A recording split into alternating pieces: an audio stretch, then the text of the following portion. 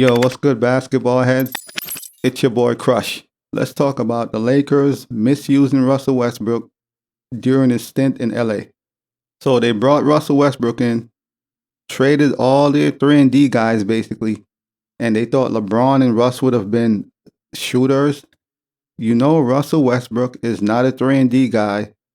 LeBron James is not a shooter. He's a driver. He plays inside. Russ also excels at driving to the paint and around the basket. So the Lakers knew all this and they still went out and got Russell Westbrook. And then when things went left, it didn't pan out.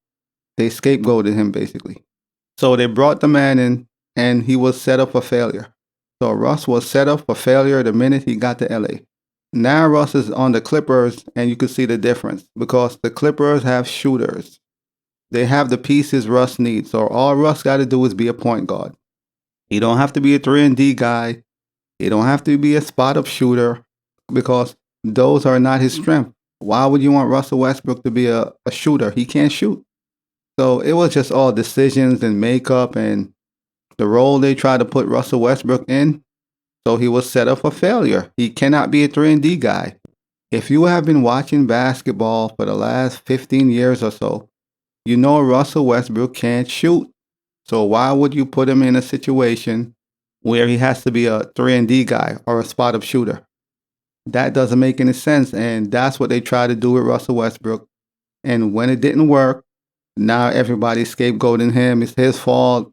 You're going to blame the man for trying to do something that he's unable to do. I mean, yes, we know he could play basketball, but we know what his game is.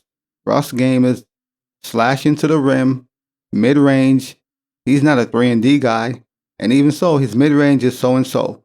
LeBron James, same thing. His game is attacking the paint and setting up the others to be successful. LeBron is not a three-point shooter. So now you have 2 players who can't shoot on the floor together, which means terrible spacing. And you expect Russ to hit threes? Come on, man. Yeah, he might hit a 3 every once in a while, but the Lakers literally set this man up to fail. Since the get-go, he was set up to fail, basically. He went to the Clippers, and you could see the difference. It's night and day. You could see the clear difference in Russell Westbrook gameplay because he's not put in a position that he doesn't need to be in. They know what his strengths are, and that's what he's doing. They're not asking Russ to do things that they know he's unable to do, which the Lakers did. We want you to be a 3 and D guy. LeBron is going to control the ball and you go stand on the perimeter and wait. Like, huh? And as you can see, the new players on the Lakers are a better fit. It doesn't make any sense. So the Lakers had a team already that was better suited for them. And they traded that team away to bring Russell Westbrook in only to go back out and get players. It doesn't make any sense. An NBA scout believed that it was silly for the Lakers to try to make Russell Westbrook a 3 and D guy. And I would agree. You saw this man for about 15 seasons, so you know his game. You know what he's capable of doing. You know his strength. You know his weakness. So overall, it was a bad move, a bad signing by the Lakers. It was a bad move. If you have been watching the Clippers, Russ has been a far better fit on the Clippers. Like night and day. He's thriving in the system where he's surrounded by shooters. On the opposite side of things, he's on the Lakers where they didn't have any shooters. So you take a guy who can't shoot and you have LeBron who also can't shoot. And we know AD is not a shooter. So you have the main stars can't shoot really. And they have no shooters. How does that make sense? I mean, that was just one of the worst team makeup. It was a terrible team makeup. I don't know who gave the okay. Let's go get Russell Westbrook. I mean, obviously the rumors is LeBron and AD was the one who said, oh, let's go get Russell Westbrook. I guess when they saw Brooklyn got Kevin Durant and Kyrie, they figured, you know what?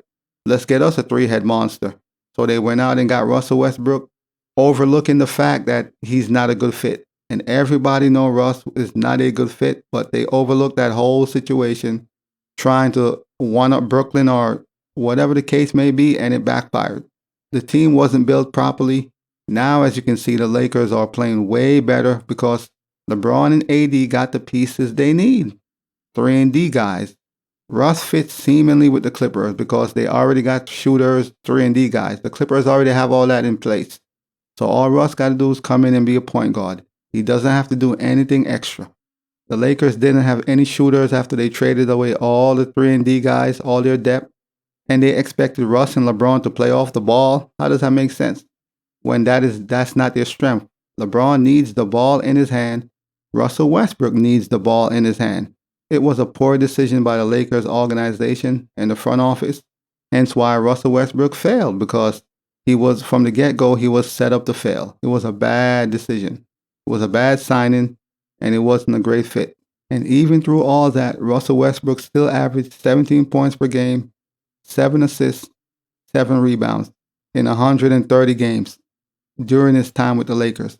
Yeah, man, so today's the big game, the Los Angeles Lakers versus the Los Angeles Clippers. And both teams are basically tied for the 6th and the 7th spot. The Clippers are in the 6th spot, but record-wise, they're tied. So this is a must-win game for both teams. Tonight's game is going to be special because we're going to get to see what Russell Westbrook do, because you know he have a chip on his shoulder. You know Russ is going to have a chip on his shoulder this game. And you know also LeBron and AD want to beat the Clippers because Russell Westbrook is on that team. So both teams don't want to lose to each other. This game is a must-win for both LA teams, and it's going to be off the chains tonight. Tonight's game is going to be crazy. But we're going to see what happens, man. But as always, I'll holla. As always, we just talking basketball. Hit the subscribe button, like, comment, share, holla at your boy. It's all about the game and how you play it. It's all about the game. I'ma say it. It's all about the game.